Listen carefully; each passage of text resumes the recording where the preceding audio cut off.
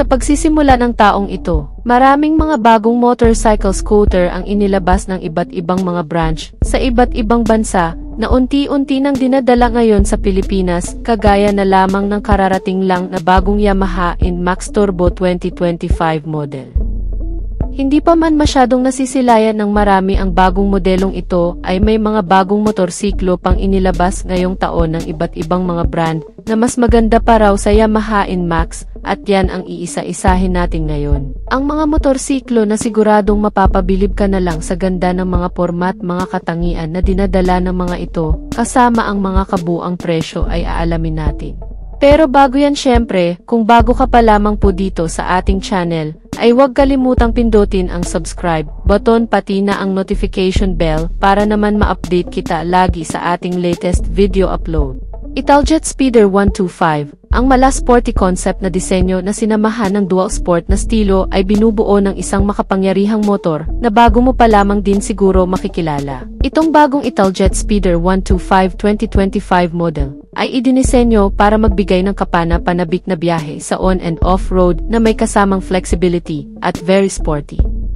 Ang motor ay naglalaman ng mga katangian mula sa pamana ng Italian brand na may kasamang matapang na itsura at napaka-futuristic pa. Binubuo ang mga body cladding, fairings at mga frame nito mula sa mga big bike chassis para magbigay ng katatagan sa mahahabang biyahe. Lalo na sa malulubak na kondisyon, ang front telescopic fork suspension na sinamahan ng monoshock absorber, malapad na gulong, at matitibay na chassis ay bibigyan ka nito ng magandang handling at stability. Itong motor ay sinamahan din ng mga safety and security features, gaya ng Smart Key Ignition System na may anti-theft alarm, dual-channel anti-lock braking system na may kasamang front and rear brake disc type, hazard lamp system, pass switch at nilagyan na rin ng isang traction control. Nakadisenyo pa ang mga gulong nito para sa kahit saang klase ng kalsada, maging ang matibay na suporta ng chassis at suspensions nito, para bigyan ka ng ligtas at komportabling biyahe sa araw-araw. Nilagyan ng motor ng malaking sukat sa buong body figure, dala ang makakapal na cover, garnish at naglalakihang mga body cap. Kaya naman tumitimbang din ng mas mabigat na umaabot ng hanggang sa 140 kg. Ngunit nadadala ng isang hindi kalakasang makina na may 100 cubic centimeter na displacement sa engine at may kasamang 4-stroke, single overhead cam at 4 bulbs. Bibigyan ka nito ng magandang performance sa tulong ng CVT type na transmission na kayang gumawa ng 11 horsepower at 12 Nm of torque na may kabuuang bilis nitong modelo na nai-rate sa hanggang 110 km/h. Meron itong fuel tank capacity na 9 liters at kumukonsumo ng 40 km/liter. Pagdating sa iba pang mga feature, nilagyan din ito ng mga modernong gamit gaya ng mga naka-LED type na klase ng mga ilaw nito, mula sa harap at likod kasama ang TFT display, instrument meter panel cluster, na magbibigay ng maraming impormasyon at access sa mga magmamaneho nito.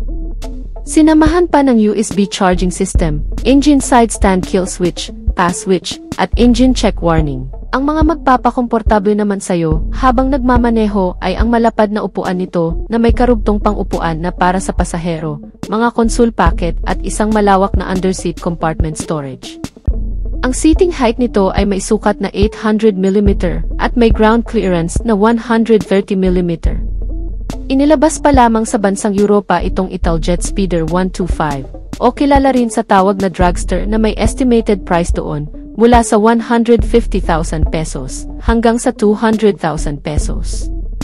So yan na muna ang ating latest news and update mga ka-Wizard Moto. At kung bago ka pa lang sa ating YouTube channel ay huwag kalimutang mag-subscribe.